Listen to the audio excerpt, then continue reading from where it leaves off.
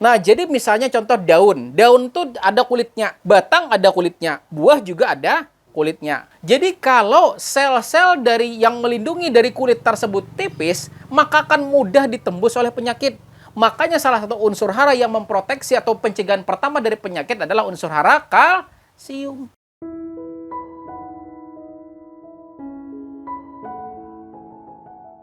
Kemudian, segitiga penyakit yang kedua, tadi kan yang pertama adalah tanaman inang. Yang kedua, nah itu adalah lingkungan. Lingkungan di sini maksudnya adalah yang memungkinkan bisa menyerang tanaman kita terjadi karena penurunan suhu. Pian, contoh berkendaraan, ya kan? Berkendaraan, tiba-tiba di tengah jalan hujan. Padahal cuma terpapar hujan 10-20 detik. Pulang ke rumah, kenapa kok panas? Padahal cuma sebentar, ya tidak? Tiba-tiba hidung meler. Padahal cuma terpapar 10-20 detik. Terjadi karena penurunan yang ekstrim. Dari yang semula suhu tinggi, langsung blek berubah suhu rendah. Dan pian pernah tidak makan sesuatu, contoh makan yang panas-panas. Pisang goreng, kemudian tempe goreng dan juga tahu. Kemudian kita makan, panas tidak gigi kita? Panas, minum aja es dijamin ngilu. Kenapa? Karena penurunan yang sangat ekstrim. Harusnya kalau pian makannya itu pisang goreng yang baru diangkat, jangan langsung es. Karena dijamin kalau pian makan panas kemudian langsung tembak makan yang dingin, ngilu gigi. Harusnya kita minum air putih dulu yang netral. Sudah minum air putih, barang 4-5 teguk, kan sudah mulai terbiasa. Baru minum yang es. Ini langsung tembak gitu kan, habis makan gorengan, langsung tembak banyu es. Akhirnya gigi kita ngilu. Nah, sama juga dengan penyakit. Itu terjadi karena penurunan yang sangat ekstrim. Dari yang semulanya panas, tiba-tiba mendung, blak langsung hujan. Dijamin, padahal hujannya cuma beberapa menit. Nah, nggak sampai setengah jam atau nggak sampai 1 jam. Kenapa tanaman kita banyak yang mati? Karena disebabkan penurunan yang sangat-sangat ekstrim. Itu penyebab pertama. Jadi suhu sangat ekstrim itu menyebabkan tanaman kita rentan banget kena. Kita aja kena. Selain dari penurunan yang sangat ekstrim juga disebabkan karena air yang terlalu banyak. Itu juga penyebab. Kita porsi minum itu cuma segelas. Ini kan apa ini? Teh ya tidak? Teh ini porsi minum segelas ya tidak? Pian minum 3 apa yang terjadi, Pak? Mual. Jadi air yang terlalu banyak juga salah satu penyebab kita sakit. Ulun sederhana deh. Ini nggak masalah penyakit loh, bukan masalah penyakit, ini teh. Teh ini baik tidak? Baik. Pian minum teh ini apa yang terjadi? Enak. Langsung 3 gelas gimana? Mual. Ketika mual penyakit tidak? Penyakit. Itu. Dan ketika pian mual, apa yang terjadi? Drum langsung imun tubuh pian langsung drop, ya tidak? Nah, itu ketika imun tubuh drop, ada penyakit kena. Jadi air yang terlalu banyak juga salah satu penyebab tanaman kita kena penyakit. Maka di sini langkah antisipasinya adalah kurangi air sebanyak mungkin dengan cara pastikan saluran drainasenya lancar. Kemudian lagi juga setelah air yang terlalu banyak, yang selanjutnya adalah pemupukan yang salah. Di mana pemupukan yang salah di sini, kita tahu bahwa yang namanya hujan, ya kan, hujan itu pasti membawa air, betul tidak? Dan tanaman itu makan pupuk tuh bukan kita kasih pupuk dimakan, tidak. Coba aja lihat tanaman Anda, padi atau bagaimana, tanaman padi aja mudahnya, kering kerontang, Anda pupuk pakai urea, apa yang terjadi? Mati tanaman. Karena yang namanya pupuk, ya misalnya tanaman padi, kita kasih pupuk. Kalau setelah kita kasih pupuk itu tidak ada hujan, maka tanaman nggak bakal hijau. Iya, tanaman itu nggak makan pupuk ya, tanaman minum larutan pupuk. Jadi pupuk itu harus terlarut dulu dalam air. Karena gini, rumus fotosintesis adalah penyerapan air dan karbon dioksida. Jadi dia nyerap air, di mana di dalam air tersebut ada mineralnya, ada pupuknya. Setelah terserap di situ baru jadi energi bagi dia. Nah, hujan membawa air, ya kan? Berarti air sudah banyak tidak di lahan? Banyak. Ini kadang malam tadi hujan, besok kita mupuk pakai kocor. Orang sudah minum kebanyakan disuruh minum lagi. parutnya kambung. Padahal seharusnya ya itu sudah diterapkan, tanya aja Buhan Dangu. Pokoknya setelah kami praktek yang seperti ini di Dangu, kalau sudah musim hujan tiba, mereka pemupukan hanya dengan metode penaburan atau penugalan.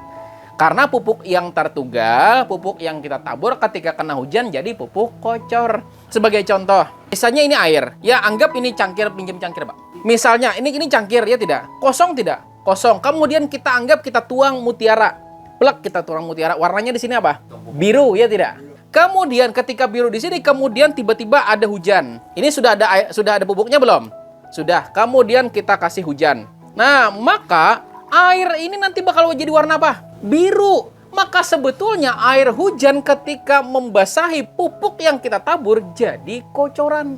Makanya teman kita, mungkin pian lihat aja tanaman teman kami namanya Hahat. Itu dia kalau sudah penaburan 3 minggu aja lagi, 3 minggu sekali penaburan, 3 minggu sekali penaburan, sudah. Paling nyemprot aja lagi. Jadi frekuensi penaburan pupuk itu intervalnya berapa lama atau berapa hari sekali, ya tidak? Penaburan pupuk berapa hari sekali tergantung dari berapa lama pupuk itu ada di lahan kita. Selama pupuknya masih ada, ngapain? Kita tambah. Jadi sama juga, kalau kita misalnya di lahan pertanian kita di sini sudah hujan, ada airnya, contoh ini air ya, kita kasih air. Nah, sederhananya misalnya, lahan kita ini sudah ada airnya, habis kena hujan tadi malam, ya tidak? Hujan tidak tadi malam? Ada airnya tidak di tanah? Tabur, plak, kita masukkan mutiara. Apa warnanya? Biru, maka sebetulnya sudah jadi kocoran. Mungkin pertanyaannya, bagusan ditabur, dihambur, atau ditugal, dibikin lubang? Kelebihannya kalau kita penaburan cepat, ya kan? Cuman kelemahannya ketika kita bikin bedengan, karena bedengan itu ada yang tipe kubah. Kubah tuh kayak gini. Nah, ada tipe rata. Kalau tipe kubah seperti ini, Anda tanamnya dua, ya tanamnya dua, baik itu berjajar, berdampingan, nah kan berjajar seperti ini, atau segitiga, atau selang-seling, istilahnya kan zigzag. Nah, dan Anda bedengannya kubah, kemudian Anda tabur, kemudian hujan, maka air hujan hanya akan melarutkan pupuk Anda ke samping. Ini logika sederhana loh, hujan, ya kan? Hujan itu pasti dia ngikuti gravitasi. Ketika blak hujan, kemudian bakalan turun ke sini. Tapi, kalau bedengan Anda datar, datar, Anda tabur, kemana dia? Tetap aja di situ. Ya, jadi kalau Anda datar seperti ini, dia tidak akan lari. Makanya kalau memang bedengan Anda sudah terlanjur berbentuk kubah, maka sebaiknya dilubangi. Nah, ditugal. Tujuannya apa? Supaya ketika hujan, pupuknya nggak kemana-mana. Karena kalau kemana-mana, yang subur di mana? Tetangga sebelah. Jadi, pemupukan ini juga salah satu pengaruh tanaman kita bisa kena penyakit. Jadi karena kita pemberian airnya berlebihan dengan metode pengocoran. Lalu bagaimana nih? Kan ada kasus. Bagaimana kalau ini kan musim hujan nih, ternyata kita tabur atau kita tugal. Ternyata setelah kita tabur di sana musim berubah. Tidak ada hujan lagi semingguan. Maka apakah kita harus ngocor? Maka jawaban saya bisa, tapi tidak perlu lagi pakai pupuk. Kasih air aja, kan pupuknya sudah ada. Kasih air aja, siram biasa. Kan kita kan logika sederhana, barangnya kan ada di sini. Nah, barangnya ada. Kita tambah lagi, tambah manis. Air seperti ini, itu kan kalau takarannya pas, itu kan enak. Tapi kalau gulanya kebanyakan, ini kan udah bakal terminum. Dan kalau diminum apa yang terjadi, Pak? Ini Pak gulanya sesendok, enak tidak, Pak? Enak, tapi 3 sendok gimana, Pak? Sakit kita, terutama sakit gigi. Nah, itu. Jadi cukup dikocor pakai air biasa aja, itu sudah cukup. Mau ditambah boleh tidak? Silahkan, nggak apa-apa. Cuman kalau meskipun seperti itu, karena bubuknya sudah ada di lahan pertanian kita, coba aja, pian praktekkan di rumah aja. Praktekkan di rumah, silakan langsung ya, nggak usah di rumah. Praktekkan di lahan masing-masing, taburkan bubuk. Setelah pian taburkan bubuk, coba aja kocor di pupuk itu. Dijamin nanti larutannya membleber bakalan biru, ya tidak? Nah kan begitu sama. Lalu yang seharusnya mencor itu kapan? Cor itu sebaiknya dilakukan pada saat jarang terjadi hujan. Ini yang jadi masalah lagi. Ini ada masalah lagi, ada masalah. Ketika misalnya musim, tiba-tiba musimnya ini panas luar biasa, jarang banget terjadi hujan, pupuknya ditabur. Pertanyaan saya, banyunya mana? Pian-pian di sini pahami ya bahwa kita tuh sebetulnya sesuaikan dengan kondisinya. Jadi kalau musim kemarau, di mana jarang banget terjadi hujan, berarti airnya kurang. Maka saat itulah metode pengucuran harus dilakukan. Karena saat itu kita ngasih minum, sekaligus ngasih pupuk pada tanaman kita.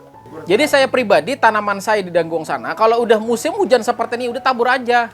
Lalu setelah kita metode pemupukan juga harus tepat, ya kan? Yang selanjutnya pupuk yang dipakai juga harus tepat. Di mana ketika musim hujan, hujan itu sebetulnya membawa unsur hara, satu unsur hara di langit apa? Nitrogen.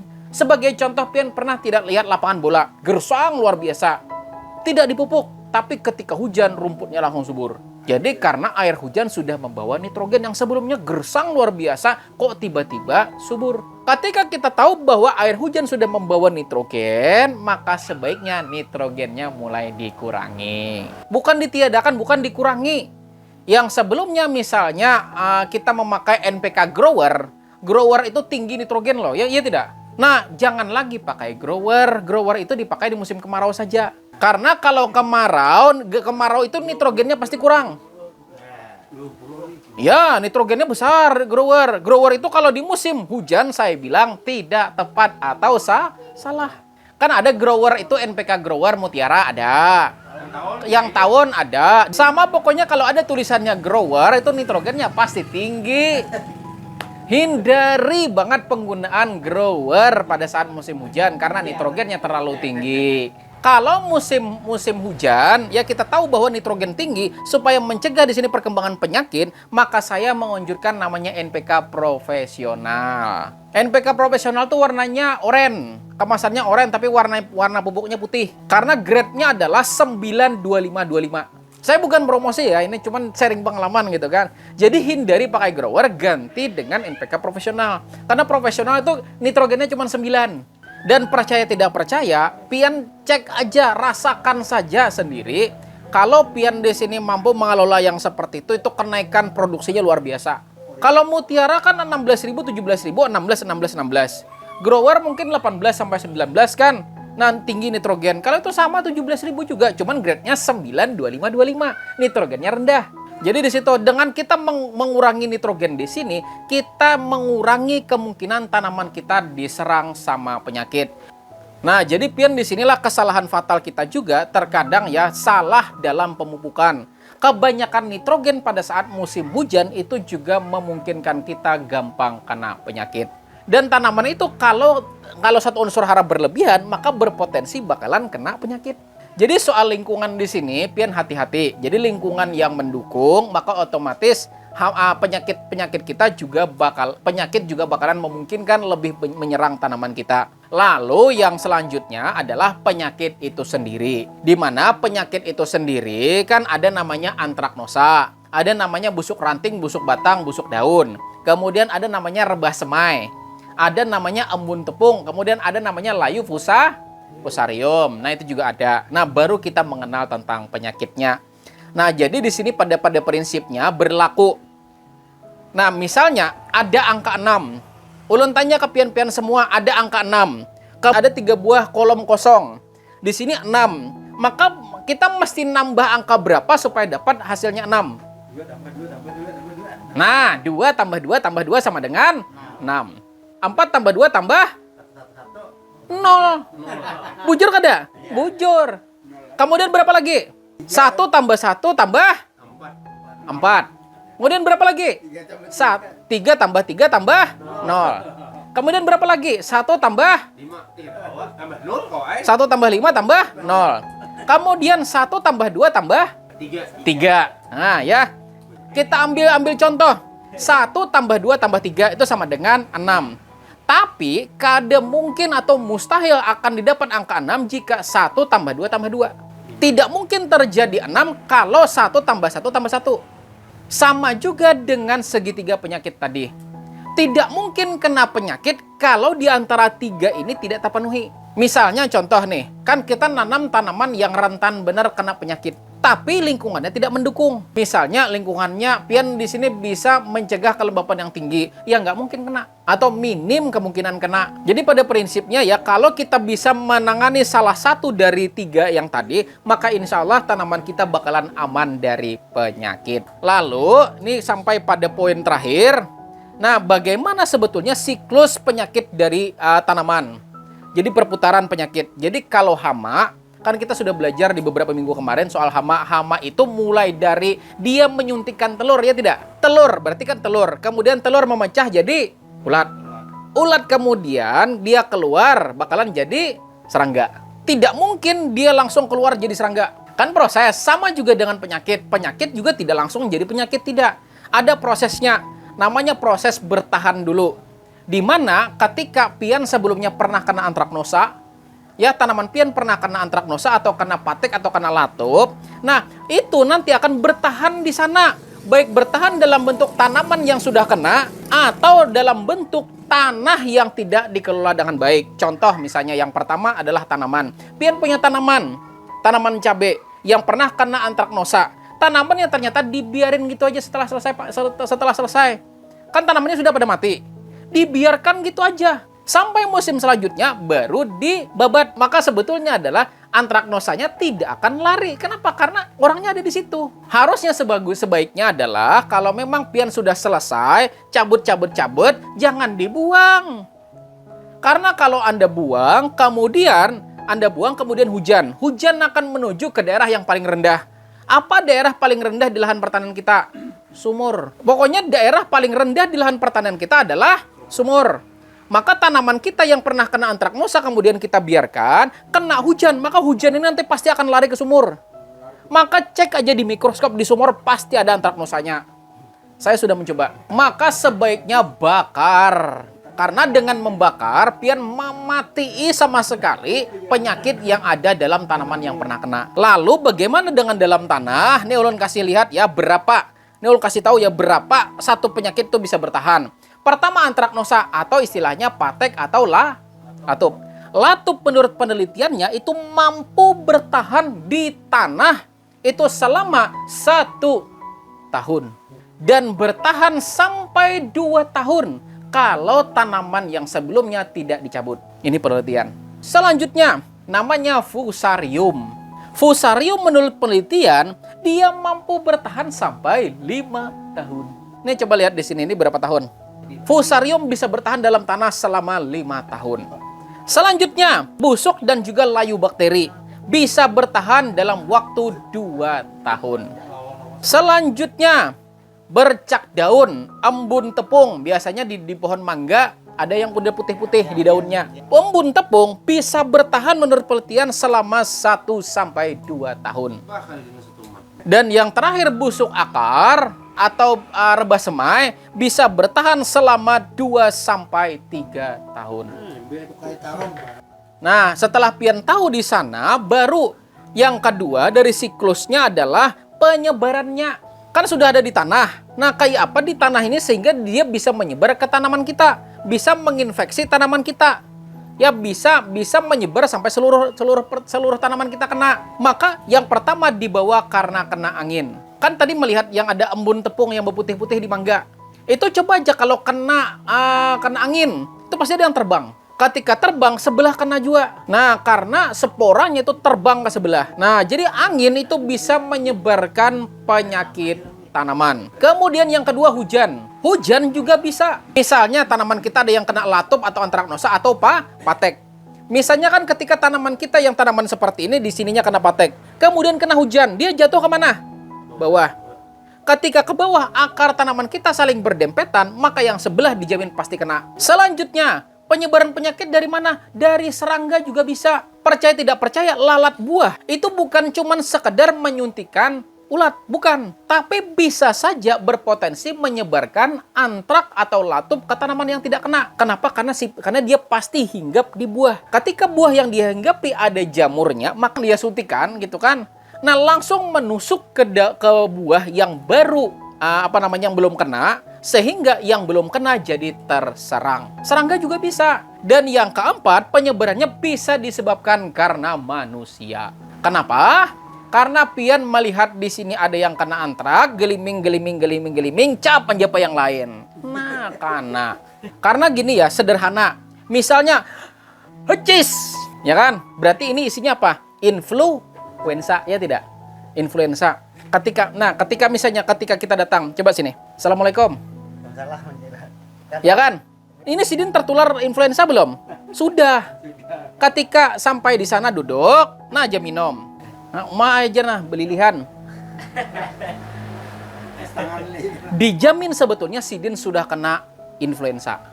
Jadi manusia juga bisa membawa. Cuman memang belum tentu beliau kena. Dipengaruhi lagi dengan yang titik 3 tadi. Yang 3 tadi apa? Yang pertama adalah tidak tahan. Yang kedua toleran. Yang ketiga tahan. Mungkin beliau bakalan garing. Tapi kada mati. Kenapa? Karena orangnya toleran. Tapi yang tahan sama sekali, imunnya kuat gitu kan nggak apa-apa.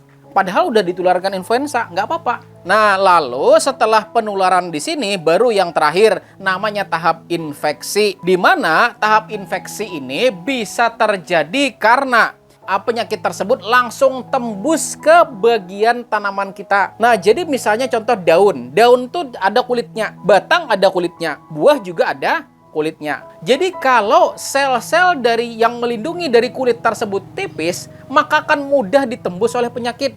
Makanya salah satu unsur hara yang memproteksi atau proteksi atau pencegahan pertama dari penyakit adalah unsur hara kalsium. Jadi musim hujan kalsium jangan kurang. Cuman sayangnya jangan dicampur. Misalnya Anda campur amistartop sama kalsium, maka amistartopnya netral. Nah, kalsium itu boleh dicampur, silahkan dicampur sama bakterisida. Bakterisida itu contohnya misalnya Kopse 77 silahkan. Kemudian kuproksat, ada kuprokat. Tapi kalau Anda campur sama antrakol, antira, apalagi amistartop, maka sia-sia. Dan cara masuk yang kedua itu disebabkan juga karena nadanya luka. Misalnya, ketika kita melakukan namanya pruning atau pemangkasan daun atau pemangkasan pucuk, itu dijamin luka tanaman. Makanya sebaiknya lakukanlah sebelum penyemprotan. Kenapa? Karena habis disemprot kita pruning kan kita patah. Kan banyak yang terbuang akhirnya obat kita. Mending pruning dulu, potong dulu ya untuk baik-baik daun maupun pucuk, baru kita semprot. Nah, makanya Anda pernah tidak ditusuk pakai suntikan. Suntikan itu kan pasti kan nanti ada kapas yang isinya Revanol. Ya kan tujuannya apa? Supaya ketika habis ada disuntik tidak ada bakteri yang masuk ke jalur itu. Jadi infeksi terjadi karena adanya luka. Maka kalau Anda pruning, pemangkasan daun, Anda kan buang daun. Jadi jangan nyemprot dulu. Buangi daunnya dulu, hanya nyemprot. Jadi orang salah fatal selama ini pruning gitu kan, hanya semalam menyemprot, hari ini memangkas. Ya saya bilang mending semalam mangkas, hari ini nyemprot. Jadi itu cara masuk penyakit pada tanaman kita.